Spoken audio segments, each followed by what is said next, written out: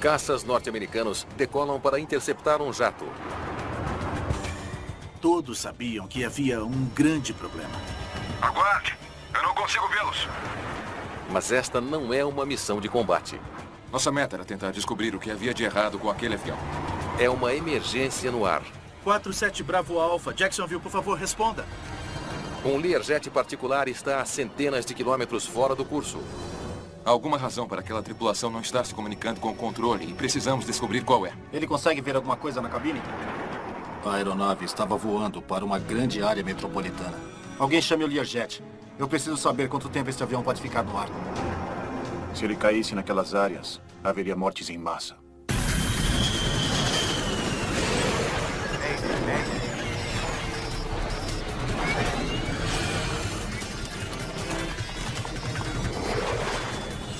Acidentes aéreos. Esta é uma história real baseada em relatórios oficiais e relatos de testemunhas. Silêncio mortífero.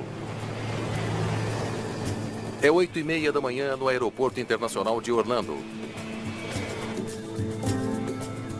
Luzes. Ligadas. Rádios. Os pilotos de um Learjet particular executam a sua checagem pré-voo. Ligados. Eles estão se preparando para levar passageiros conhecidos. Prontos para taxiar. Bem a tempo. Olha o homem em pessoa. Bom dia.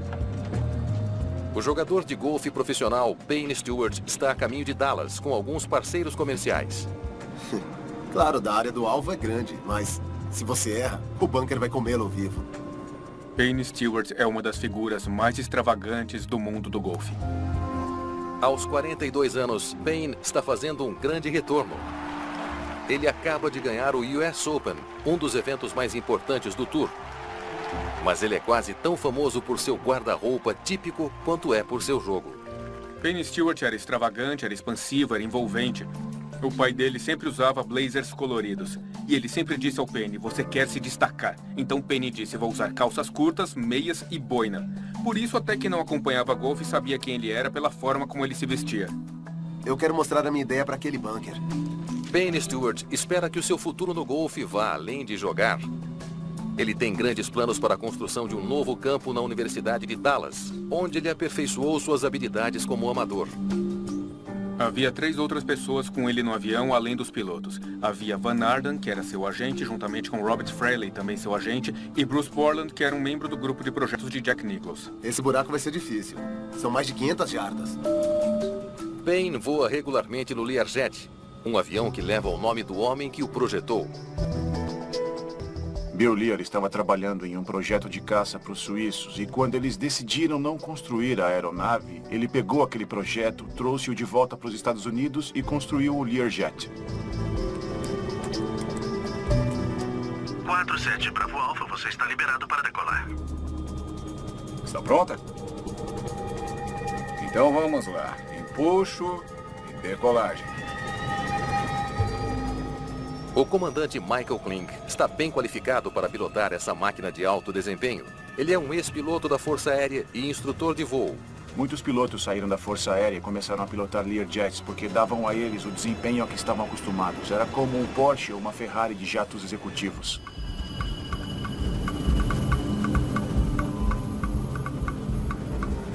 V1. A copiloto Stephanie Bellegarrigue tem menos de 100 horas no Learjet. Ela está ansiosa para somar mais horas de voo nele. Rodar. Às 9h19, o Learjet decola. Bom dia, Jacksonville. Aqui é Learjet 47 Bravo Alpha subindo para nível de voo 260. A tripulação faz contato com o controle de tráfego aéreo de Jacksonville. Bom dia, 47 Bravo Alpha. Suba e mantenha o nível de voo 390. Wesley Kutch era um dos controladores de plantão naquele dia. A tripulação do Learjet foi extremamente profissional, alegre, nada fora do comum. Mesmo um olá típico, como você está, verifique a sua altitude, curso, etc. Learjet 47 Bravo Alpha, entendido Jacksonville, subir e manter o nível de voo 390. O controlador autoriza o jato a continuar a subir até 39 mil pés. O Learjet geralmente voa mais alto do que os aviões comerciais. Ao voar em grandes altitudes, onde o ar é rarefeito, o Learjet poupa combustível. Você obtém uma boa economia, então vai do ponto A ao B e isso lhe custa menos. O plano de voo pede que o avião voe para noroeste em direção a Cross City, Flórida. E em seguida vire para oeste e voe direto para Dallas. 14 minutos depois da decolagem, o Learjet viajou 120 quilômetros. É hora de passar o controle do avião para um novo controlador de tráfego aéreo. O controle de tráfego aéreo é uma série do que chamamos de transições. E isso significa que é hora dele atravessar para o setor de outra pessoa. 47 Bravo Alpha entra em contato com o Jack Center em 135.65. Os pilotos precisam mudar para uma frequência de rádio diferente para falar com o próximo controlador. 47 Bravo Alpha, responda, por favor. Mas não há resposta. Não há nada realmente incomum em perder uma mudança de frequência. É cedo, logo após a decolagem. Parto do princípio de que eles estão tratando de fazer tudo o que tem que ser feito. Realmente não era alarmante. 47 Bravo Alpha entra em contato com o Jack Center em 135.65. Todos os controladores sempre lembram quando não tiveram uma resposta sobre uma mudança de frequência. E eles dão um tempo, continuam a fazer o seu trabalho e em seguida voltam àquela aeronave. Eles tentam novamente. 47 Bravo Alpha, aqui é Jack Center. O que foi? Aquele Learjet. Não está respondendo. Está fora da frequência? Há uma infinidade de razões para uma aeronave perder uma chamada. Vamos ver se ele nivela quando deve. O Learjet quase atingiu a sua altitude de cruzeiro pré-aprovada de 39 mil pés. Ainda estão subindo? Deixe-me ver o plano de voo.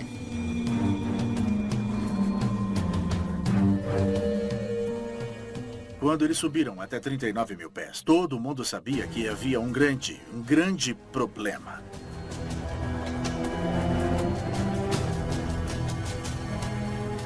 Eles têm uma curva a fazer em Cross City. Vamos torcer para fazerem a curva. Vou tentar de novo em outra frequência. 47 Bravo Alpha, Jacksonville, por favor, responda. Ao mesmo tempo, pilotos de outros aviões na área também tentam contatar o Learjet. 47 Bravo Alpha, responda. Tem essa coisa de irmãos de sangue entre os pilotos. Se algo está começando a dar errado, talvez você possa interferir com segurança e remediar a situação. Se os rádios do Lear estivessem falhando, mas ainda não falharam de vez, então uma retransmissão pode ser configurada para se comunicar com a aeronave em terra. Qualquer piloto, você tem contato com o Learjet? Negativo, nada do Learjet. Faz 20 minutos que o avião de Payne Stewart deixou Orlando.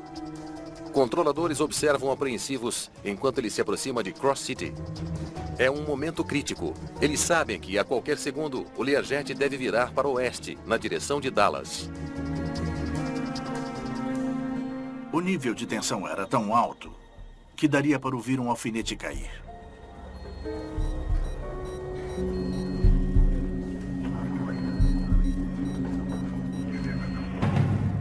Que droga! Ele não estava fazendo uma correção de curso. Havia algo muito errado. Aqui é Jacksonville Center. Eu estou declarando uma emergência. Estávamos todos em estado de choque, não acreditando naquilo. Aqui é o Benson. Especialistas da National Transportation Safety Board são notificados da emergência. Me arranja um mapa. Ok. Uma vez que o sistema de controle de tráfego aéreo percebeu que a aeronave tinha se desgarrado, por assim dizer, o próximo passo era tentar descobrir o porquê. Ou ele foi sequestrado ou deu algum defeito. A tripulação estava incapacitada de alguma forma. É aqui que eles estão agora.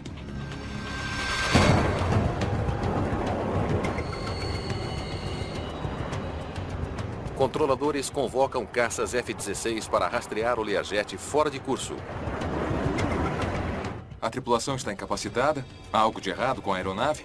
Há alguma razão para a tripulação não estar se comunicando com o controle. Então, o nosso trabalho é ir para cima e descobrir o porquê.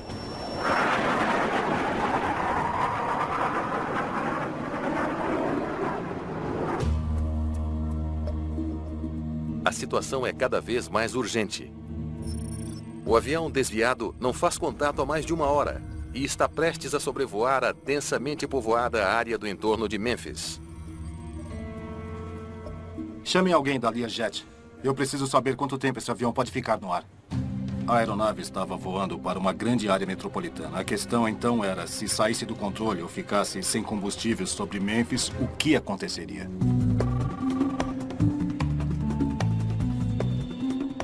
Jim Tidball, investigador da Learjet, é imediatamente recrutado para a equipe. Onde ele está agora?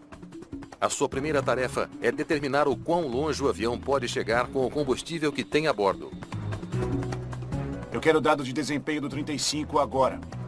Quando o avião não fez a curva, ele continuou em direção a Memphis. E depois de Memphis, ele iria em direção a St. Louis. E depois de St. Louis, iria em direção a Minneapolis. Essas são todas as grandes áreas metropolitanas. Se ele caísse nessas áreas, haveria mortes em massa. Um pequeno jato particular, num voo de rotina, se transformou em uma emergência nacional. Nós temos uma história acontecendo agora, como vocês podem ter ouvido, há um Learjet civil. A notícia de um Learjet voando a centenas de quilômetros fora do curso chamou a atenção da nação.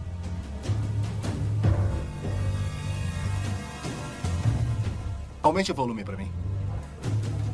A Força Aérea está simplesmente dizendo que... Investigadores da NTSB ficam atentos à cobertura da mídia. tentam descobrir o que está... Começamos a montar nossa equipe de investigação e monitoramos a situação pela televisão, assim como muitas pessoas nos Estados Unidos. Ele tinha uma carga completa de combustível quando partiu.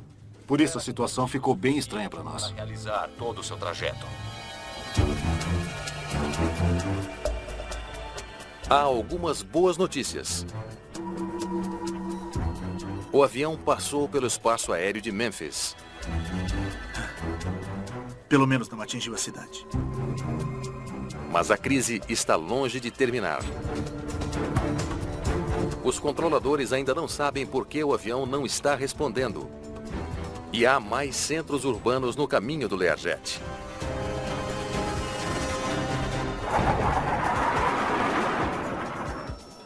Se ele não mudar de curso em breve, os caças podem ser obrigados a tomar medidas drásticas. Se fosse tomada a decisão de que deveriam derrubar o avião, em vez de permitir que fosse na direção de uma área metropolitana, essa decisão teria que vir da Casa Branca. A FAA começou a acompanhar uma aeronave em perigo. O presidente ficou ciente dessa situação esta manhã em reunião com seus assessores econômicos.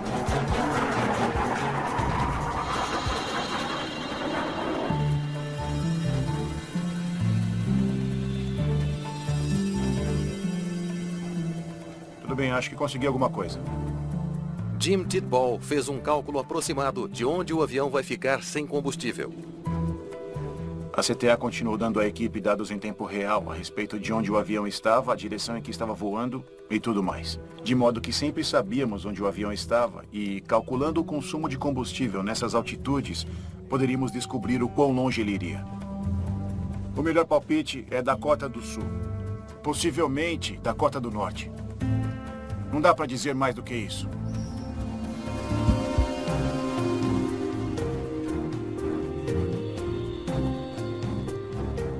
Vamos torcer para ele estar certo. Com sorte, não vão bater em nada. Essa é a parte assustadora de toda a equação aqui. Ele vai bater numa casa, vai cair numa cidade. O meio oeste é vasto, mas qualquer coisa seria possível.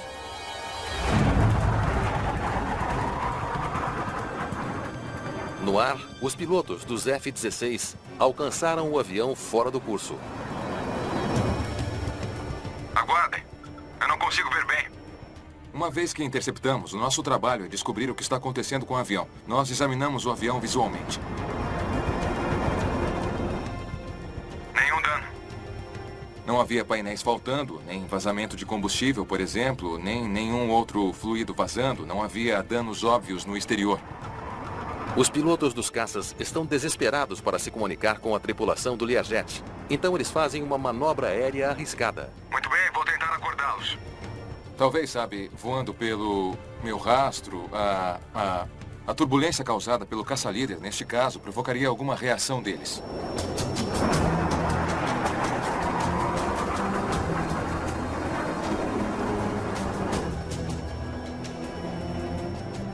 Você espera que haja movimento. Mas não adianta. O Learjet não responde. Ele consegue ver alguma coisa na cabine? Aguarde, vou olhar mais de perto. Mas o Coronel Olson não desiste. Embora o seu F-16 seja projetado para voar em velocidades muito mais altas, ele o pilota mais para perto para dar uma olhada melhor. Voar um F-16 a uma velocidade de ar baixa pode ser difícil, especialmente em grandes altitudes.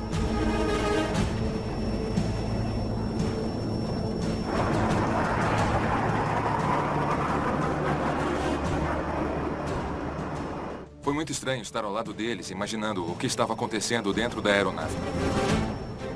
As janelas da aeronave fornecem um indício ameaçador. Nenhum movimento e... As janelas estão cobertas de gelo. Quando veio o informe de que o para-brisa parecia estar coberto de gelo do lado de dentro e que as janelas da cabine estavam escuras, isso foi motivo de preocupação. Se as pessoas estivessem conscientes, estariam tentando raspar aquela condensação para que pudessem ver. Então, se não vê nenhuma tentativa de se livrar daquela condensação, você logo pensa qual é a condição da tripulação e dos passageiros que estão a bordo dessa aeronave. A dura realidade da situação se instala. O para-brisa com gelo, a cabine escurecida indicam que a tripulação provavelmente não estava mais conosco. O Learjet agora é um avião fantasma. Então me diga, onde será o provável local da queda? Com nenhuma esperança para os passageiros e tripulação, o único foco agora é onde o avião vai cair. Como investigadores da NTSB, estávamos muito interessados em saber onde a aeronave ia cair. Obviamente porque tínhamos que chegar lá o mais rápido possível. Mas eles só podem esperar e observar. Ao ouvir a notícia da probabilidade de Payne estar naquele avião, foi muito chocante. Não parecia real. Ele estava vencendo o US Open e agarrando o rosto de Phil Mickelson e erguendo um troféu.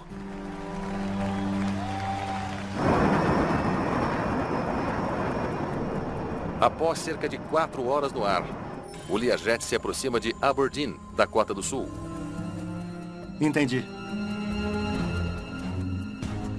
Ele pode cair a qualquer hora. Segundo os cálculos, o jato está quase sem combustível. Ao 12:10, acontece. Um dos motores apagou e ele começou uma curva. Eu disse algo do tipo, cuidado, a aeronave está numa curva. Não sabíamos para onde a aeronave ia, mas estava começando a se mover. O Learjet, levando Payne Stewart e 5 outras pessoas, está caindo do céu. Estamos descendo, estamos descendo. E aonde é que vai bater? O F-16 tenta acompanhá-lo. Mas o avião desaparece nas nuvens.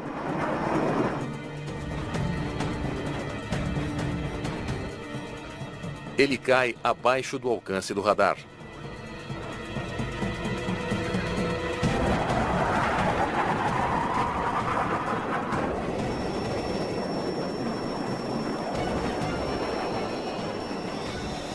Jetro, eu tenho o local da queda.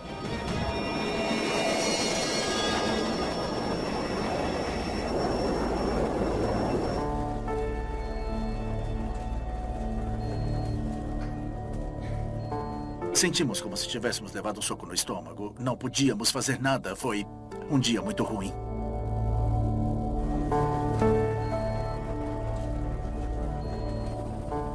O Learjet de Payne Stewart se chocou contra um campo de feno em Dakota do Sul. Não há sobreviventes. Você tem seres humanos naquela aeronave. E eles têm uma vida, têm uma família, uma conexão, uma história. E você é parte do fim da história deles, infelizmente. E quando você olha, é uma coisa muito, muito triste.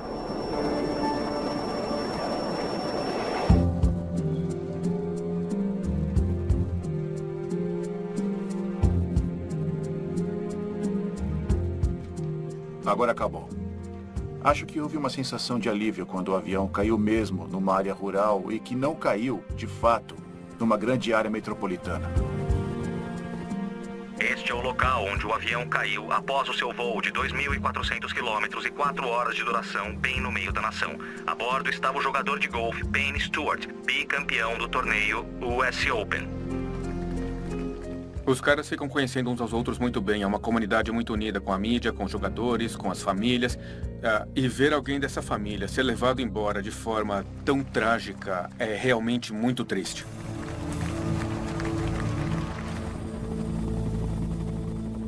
Na comarca de Brown, Dakota do Sul, o acidente abalou os moradores locais. E depois de alguns giros e voltas e tudo mais, ele caiu. Provavelmente levou uns 12 segundos para bater no chão.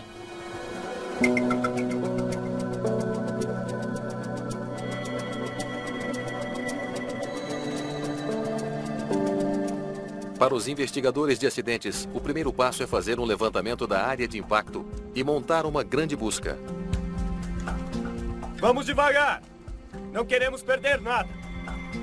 A busca em grade era um jeito de proceder para sabermos onde tínhamos estado, o que tínhamos examinado, e então poderíamos passar para a sessão de grade seguinte.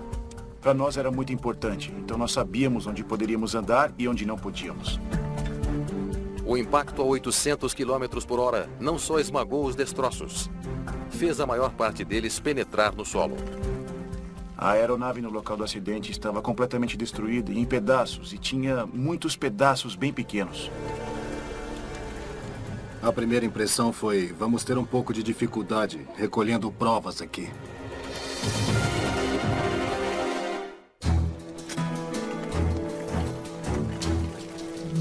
No local do acidente do Learjet, os investigadores escavam várias camadas de terra. Eles procuram por destroços em cada centímetro. Quase se tornou uma escavação arqueológica, tirando camadas enquanto descíamos através da terra. Um bom investigador não pode tomar decisões com base em informações iniciais. Você tem que ter todos os dados para que possa fazer um trabalho adequado. À medida que peças-chave são recuperadas, os investigadores mapeiam a posição do avião. Eles querem encontrar a cauda e, com ela, o gravador de voz da cabine. Enquanto vasculhávamos os escombros na cratera, começamos a encontrar peças que estavam perto do gravador de voz da cabine. Sabíamos que estávamos procurando na área certa. Nós estávamos confiantes para encontrar o gravador. Enquanto isso, Bob Benson, da National Transportation Safety Board, está juntando as peças que eles têm até agora. Certo. Vamos ver o que temos. Por ter acompanhado o voo, ele tem uma vantagem incomum no caso. Um investigador saber que um acidente vai ocorrer antes de acontecer é muito incomum. Dá uma sensação estranha. Um sentimento de tristeza. Saber que um acidente vai ocorrer e você arruma suas malas antes. É diferente de saber depois que ocorreu. Os motores estavam bem. Os pilotos dos F-16 estavam coletando dados. Disseram que ambos os motores estavam funcionando. Eles podiam ver 2 rastros. Ele tinha alguma energia elétrica porque a navegação e luzes rotativas de sinalização estavam funcionando. A parte elétrica estava funcionando. O que mais sabemos? Os pilotos dos F-16 também notaram algumas flutuações incomuns na altitude do Learjet antes dele cair. Aguardem. Vou olhar mais de perto. O Learjet estava subindo e descendo em um ritmo constante, conhecido como porpoising. Isso provavelmente aconteceu porque o piloto automático estava definido em modo de subida. E a aeronave estava tentando subir tão alto quanto ela possivelmente poderia. Mas aerodinamicamente há um limite para isso. E assim ele chegaria a seu teto máximo e em seguida desceria e tentaria voltar a subir e desceria novamente. Nenhum piloto deliberadamente conduziria um avião dessa maneira. Eu acho que eles estavam inconscientes. Ou pior, quando os caças os viram. Há outra pista que Benson quer urgentemente seguir.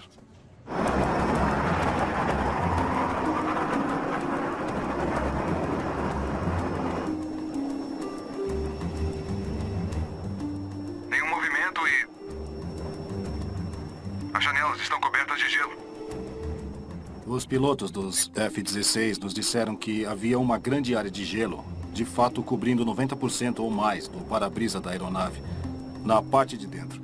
Isso, obviamente, indica que, em algum momento, tudo ficou muito frio lá dentro. Então, não era uma resposta para todas as nossas perguntas. Mas nos levou rapidamente a pensar que pode ter havido um problema de pressurização a bordo.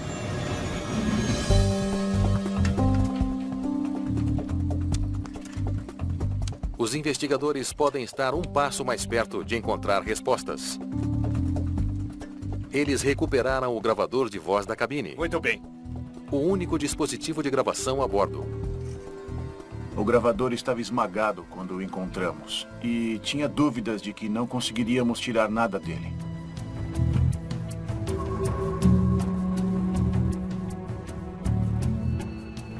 Espero que possamos ouvir o que deu errado. Ele foi enviado na mesma hora para o laboratório da NTSB e eles fizeram um trabalho fantástico de remendar essa coisa e conseguir tirar dados do gravador. Certo. Vamos ouvir. A gravação capta sons durante os últimos 30 minutos de voo. Enquanto ouvem, os investigadores fazem uma descoberta perturbadora. Ninguém a bordo está falando nada. Era estranho porque o avião estava voando e não se ouvia nenhuma voz. Mas há outros sons. E se eles puderem ser identificados, podem fornecer pistas vitais. Aumente isso, por favor. Podemos ouvir isso na cabine, alarme, coisas assim. Por isso, mesmo que não haja vozes para ouvir, há coisas valiosas sobre os sons. Esse é o aviso de altitude da cabine. Foi a perda de pressão que causou o acidente. A gravação confirma o palpite de Bob. O avião sofreu algum tipo de falha descompressiva. Quanto maior a altitude, menor a pressão do ar. Bom dia, Jacksonville. Aqui é o Learjet 47 Bravo Alpha, subindo ao nível de voo 260. Acima de 3.000 metros, o ar exterior é tão rarefeito que o ar da cabine deve ser pressurizado, de modo que pilotos e passageiros possam obter oxigênio suficiente para respirar. A pressurização impede uma doença potencialmente fatal chamada hipóxia. O Dr. Mitchell Garber explica o quão rapidamente a hipóxia pode incapacitar um piloto. Você tem talvez 4 ou 5 segundos de oxigênio dentro do seu cérebro e adicionais 12 a 15 segundos em sua circulação. Uma vez que tudo se foi, as coisas vão dar horrivelmente errado para você muito, muito rapidamente. As evidências apontam para um quadro arrepiante.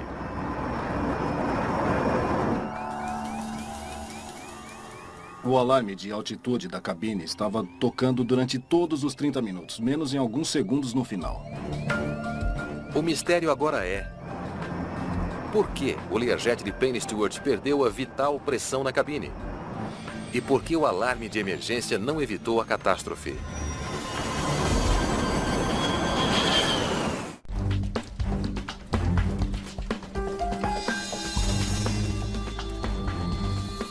Sistema de pressurização. Não é o suficiente para seguir. A busca no local do acidente resulta em muito pouco do sistema de pressurização. Apenas um par de válvulas danificadas. A única coisa positiva a fazer é trabalhar com o que se tem. Você vai para a guerra com o que tem, não com o que gostaria de ter. A válvula de controle de fluxo regula a quantidade de ar que é puxada dos motores para a cabine. Um problema com essa válvula poderia causar uma despressurização. Mesmo que os componentes estejam muito danificados, faz parte da nossa formação e do nosso trabalho tentar ao máximo possível determinar o que os componentes estavam fazendo antes do acidente. Vamos ver o que isso pode nos dizer.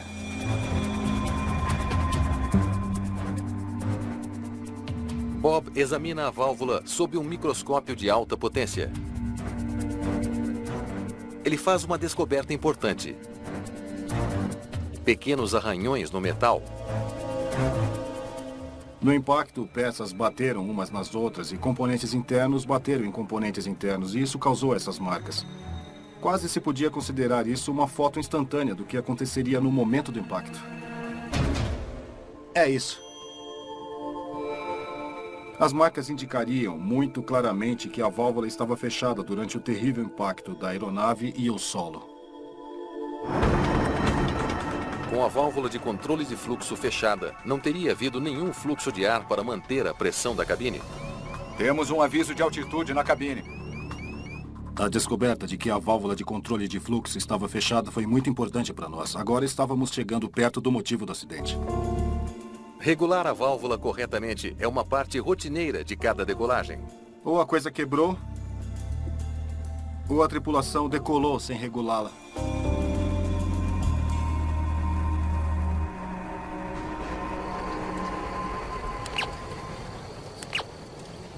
Vamos ver o que dá para fazer. Para verificar se houve falha mecânica, os investigadores precisam de mais peças do mecanismo que abre e fecha as válvulas. Eles intensificam os esforços de busca no local da queda. Nós compramos e alugamos detectores de metais e as pessoas estavam de 4 peneirando a terra com telas para tentar encontrar esses componentes. Os investigadores enchem caixas com peças recuperadas. Mais alguma coisa do sistema de pressurização? Mas o mecanismo de válvula nunca foi encontrado. Quando encontramos uma pista e não podemos segui-la por todo o caminho até o fim, fica muito frustrante para os investigadores. Sabemos que temos parte da evidência, mas não todas elas. Toque desde o início. Quero ouvir algo que ela disse antes da decolagem. Bob se volta para as gravações do controle de tráfego aéreo, que capturaram todas as chamadas de rádio com a tripulação do Learjet. Torre de Orlando, 47 Bravo Alfa solicitando taxiar. Ele espera que as gravações possam lhe dizer quando o Learjet começou a descomprimir. O ar usado para pressurizar o avião vem dos motores. Então ele pode ser um pouco quente. É por isso que alguns pilotos esperam até o último minuto antes de abrir a válvula de fluxo de ar. V1. Eles se esqueceram de fazer isso? Rodar.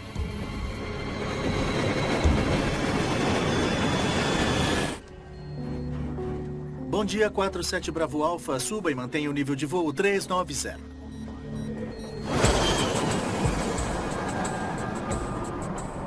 Se eles se esqueceram de abrir a válvula na decolagem, eles teriam sido afetados pela falta de oxigênio assim que passaram dos 3.000 metros de altitude. A progressão dos sintomas de hipóxia é provavelmente mais pronunciada na arena mental e nossa capacidade de pensar, de decidir, é uma das razões pela qual é tão crítico. Bob ouve atentamente. Ele quer comparar a forma como as vozes dos pilotos soam no chão com a forma como elas soam em altitudes mais elevadas, onde há menos oxigênio. Era importante para nós tentar descobrir em que altitude, o ponto no voo, quando algo começou a dar errado. Até agora tudo bem. Toque algo posterior. Depois que eles passaram dos 3.000 metros. Mudanças nas vozes poderiam revelar quando a pressão falhou. Você pode ficar com a fala arrastada ou pode ficar com a fala mais lenta, como acontece no estado de embriaguez. Bom dia, Jacksonville. Aqui é o 47 Bravo Alfa. Subindo para o nível de voo 260. Ela parece igual para mim.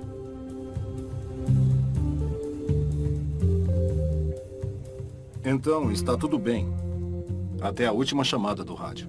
Transmissões da primeira oficial foram claros. Por isso, sabíamos que naquela altitude as coisas estavam indo bem. Rádios. Confere. A gravação revela a Bob que a tripulação regulou a válvula corretamente na decolagem. Interruptor do ar da cabine. Normal. Algo aconteceu entre a última chamada do rádio, aqui, e quando eles perderam o contato de rádio, aqui. Tivemos boas transmissões da tripulação, claras, sem máscara de oxigênio, a uma altitude de 8.500 metros. E 4 minutos depois, quando a aeronave estava passando dos 10.000 metros, o controle de tráfego aéreo não conseguia contatá-lo. E isso nos levou a acreditar que algo bastante importante aconteceu entre essas duas altitudes naquela janela de 4 minutos. Algo deve ter acontecido para fechar a válvula de ar da cabine, mas é impossível dizer se foi erro humano ou falha mecânica. Por causa da natureza caótica dos acidentes de avião, às vezes você não tem muitas evidências, mas isso não significa que deixamos de investigar. Válvula de controle de fluxo. Exame inconclusivo.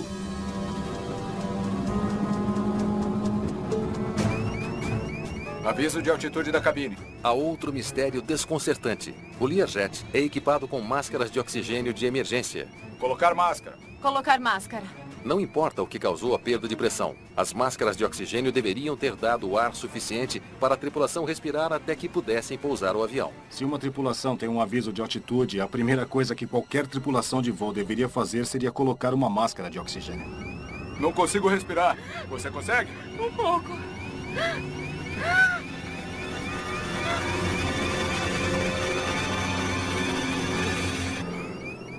Poderia o sistema de oxigênio de emergência ter falhado? Bob vasculha os registros de manutenção do Learjet. Parece que tudo estava funcionando bem. Ele descobre que em diversos voos anteriores, a tripulação do Learjet usou as máscaras sem quaisquer problemas. Nós determinamos que o oxigênio estava a bordo e a tripulação poderia tê-lo usado. Então, a questão se tornou por que eles não usaram o oxigênio suplementar. É hora de uma nova abordagem.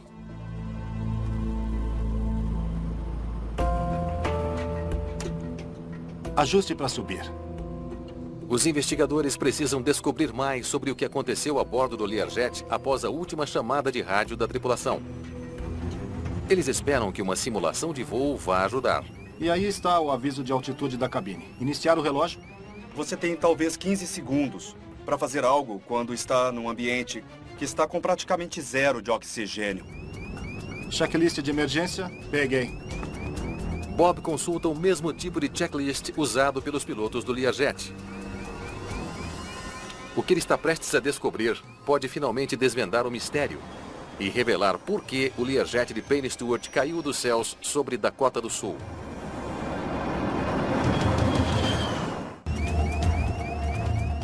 Eu acho que todos nós meio que tínhamos em mente a checklist que se faz uma vez que ouvimos o alarme de altitude ou qualquer outra indicação de um evento de descompressão que você vai colocar sua máscara de oxigênio, é o primeiro item, o mais imediato.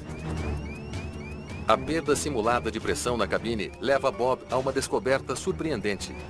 O primeiro item na checklist de emergência não é colocar máscaras de oxigênio. A 3.000 metros, mais ou menos 150 metros, o controle da válvula de pressão de saída está presa. O texto, à primeira vista, era um pouco confuso. Eu imagino que seria muito confuso se você estivesse sob uma situação de emergência, tentando descobrir exatamente o que aquilo queria dizer. Isso desativa o modo automático e impede que a altitude na cabine suba ainda mais se há falha no sistema de controle automático. Eu não acredito que não colocamos as máscaras de oxigênio. Ficamos surpresos, porque implicava muito fortemente que você precisava diagnosticar um problema de pressurização. E se você não pode corrigi-lo, aí você põe as máscaras de oxigênio. E isso é contraintuitivo para nós. Isso estava ao contrário. O primeiro passo deveria ter sido pôr as máscaras de oxigênio. Certo. Desligue isso. Acho que sei o que houve. Os investigadores agora têm uma teoria sobre o que deu errado a bordo do Learjet. Tudo está bem até cerca de 7.300 pés. Então, alguma coisa fez o avião perder a pressão.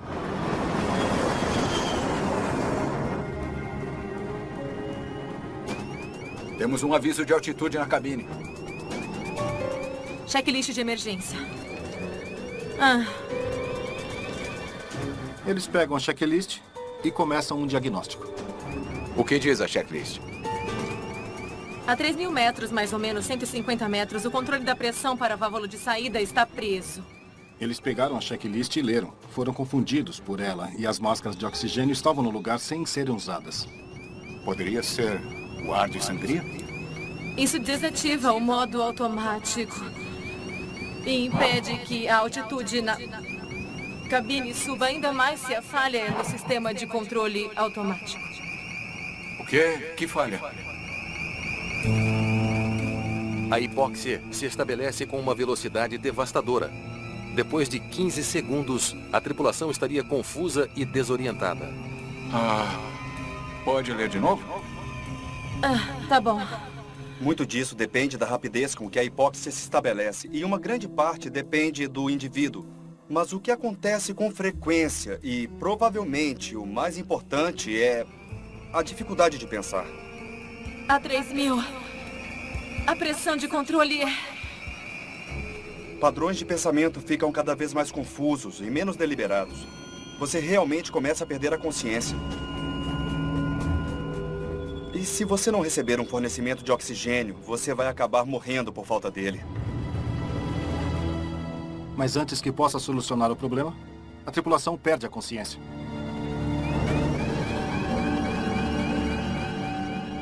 A lista do Lear, em certo sentido, um sentido muito real, pode levar uma tripulação ao erro.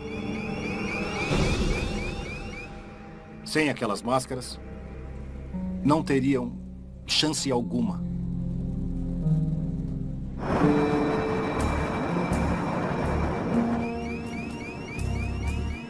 Em vez de um alarme alto, talvez se tivesse uma gravação no avião dizendo: ponha sua máscara de oxigênio. Seria mais eficaz. Em vez de ter pessoas que precisam tentar descobrir o que o som é, ter que lidar com o som em si e depois tentarem descobrir o que deveriam fazer a respeito disso.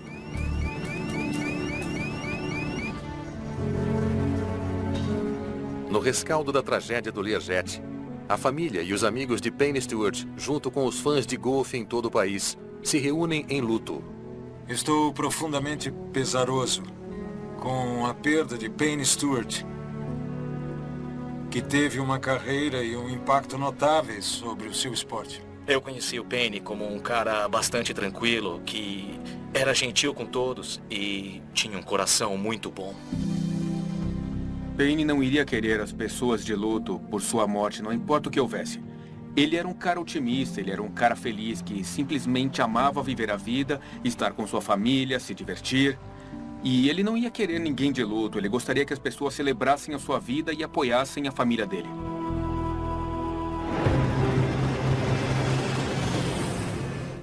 V1. Rodar. Os investigadores nunca conseguirão determinar de forma conclusiva o que causou a despressurização do avião. A descompressão pode ter sido causada por uma vedação com vazamento numa porta, um vazamento pequeno, do tamanho de um lápis na parte lateral da aeronave, uma avaria no sistema. Nós não sabemos. Mas seja qual for a razão, a tripulação provavelmente teria se recuperado se tivesse colocado suas máscaras. A NTSB, em seu relatório, em última análise, concluiu que se eles tivessem recebido oxigênio em tempo hábil, é provável que não estaríamos falando especialmente hoje sobre esse acidente. Temos um aviso de altitude na cabine. Checklist de emergência. Após a investigação, a NTSB recomendou mudanças importantes nas checklists da aviação. Insistimos fortemente que essa checklist, que nós suspeitamos ter deixado a tripulação confusa, fosse alterada para torná-la mais clara e mais útil em caso de emergência. A FAA respondeu rapidamente. Pôr máscaras de oxigênio é agora o primeiro item da checklist, não apenas para Learjets, mas para toda aeronave semelhante no céu. Ficamos satisfeitos com os resultados. A checklist foi alterada. E repito, não só para o Lear, mas a FAA insistiu que outras aeronaves, outros jatos executivos reavaliassem as suas checklists para torná-las bem claras. Eu acho que a lição mais importante para mim é entender a sua checklist de emergência. A checklist de emergência existe por uma razão, que é manter você seguro.